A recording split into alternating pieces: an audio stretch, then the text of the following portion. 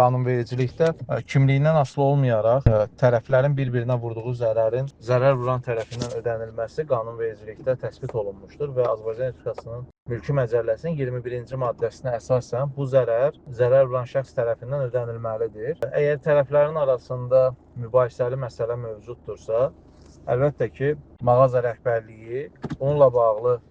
video görüntüləri, o cümlədən vitrində malın yerləşdirilməsini əks etdirən sübutları və eləcə də müştərinin həqiqətən də qəsdən və ya ehtiyatsızlıqla bu zərəri vurmasını sübut etmək məcburiyyətindədir. Artıq burada son qərarı, yekun qərarı məhkəmələr verir və məhkəmənin qərarına əsasən əgər şəxsin zərər vurması ondan asılı olmayan səbəblərdən baş verdiyi müəyyən olunarsa, o zaman iddia təmin olunmayacaqdır mağazanın və müştərinin vurmuş olduğu zərər ödənilməyəcəkdir onun tərəfindən. Yox, əgər həqiqətən də müştərinin qəsdi şəkildə davranışı və yaxud da ki, ehtiyac olmadan həmin vitrindən müəyyən davranışları sərgiləyən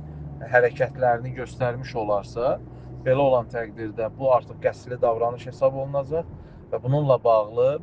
məhkəmənin yekun qərarına əsasən vurulmuş zərər cavabdeh tərəfindən, yəni müştəri tərəfindən ödəniləcəkdir.